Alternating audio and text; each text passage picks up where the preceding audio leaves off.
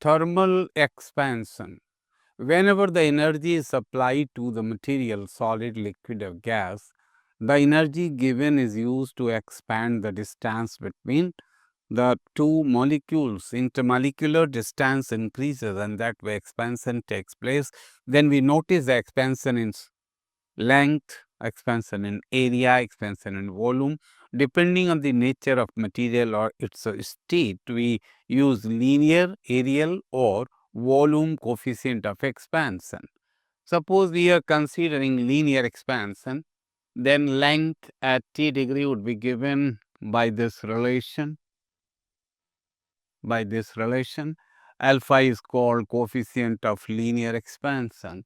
And in order to find the change in length, it will be the relation L0 alpha t, or you might write here the change in temperature. If it is from 0 to t, obviously it's going to be t only.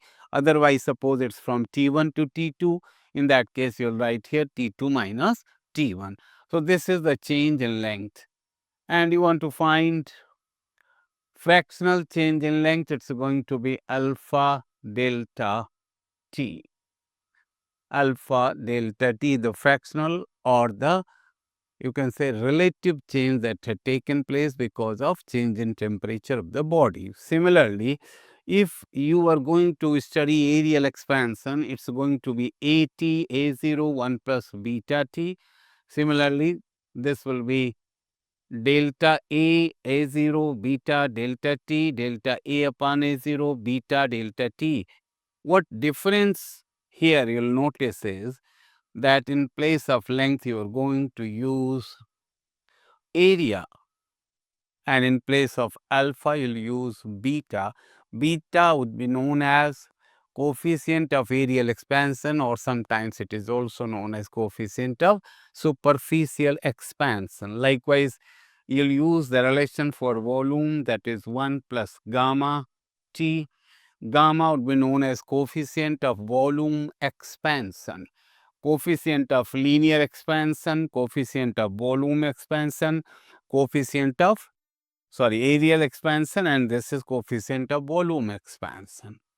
The changes that occur after giving the energy or heat to the body may be similar in all directions, and sometimes this is of heterogeneous nature. If the expansion is taking place identically in all the directions, we call it isotropic expansion. If the expansion is taken isotropic, then in that case we find beta is almost equal to 2 alpha and gamma is almost equal to 3 alpha. That means you could say that alpha, beta and gamma for isotopic materials are in the ratio almost 1 to 3. 1 is to 2 is to 3. You see, if you consider water, it has anomalous behavior, quite unusual. Normally, what we notice is that when we change or increase the temperature, the size increases. But we notice with the water, from 0 degrees Celsius to 4 degrees Celsius, very extraordinary, unusual, uncommon behavior. It's known as anomalous behavior of water between 0 degree and 4 degrees Celsius. What happens is that because of hydrogen bonding, there is a kind of contraction when we supply the energy. Distance between the molecules decreases, volume decreases. From 0 to 4 degrees Celsius, water, instead of expanding, it contracts rather, and at 4 degrees Celsius, actually the accurate value is 3.98 degree, but at the, we normally consider 4 degree only. At 4 degrees Celsius, the volume becomes minimum.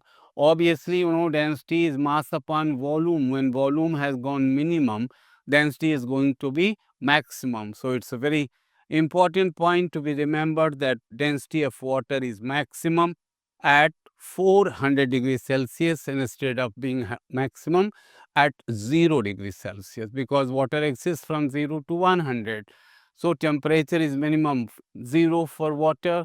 Volume should also be minimum at 0, but no, it's not the case. Exceptionally, extraordinarily, water has minimum volume at 4 degrees Celsius, and that way the density is going to be maximum at 4 degree Celsius. You see, some important examples have been mentioned here in tabular form. Railway bridges, when tracks are set, some gap is maintained between two railway tracks simply in order to keep the space during expansion in summer season. When the tracks will expand, they are not deviated from linear behavior or linear shape. That's why we keep a gap, little gap between the two tracks.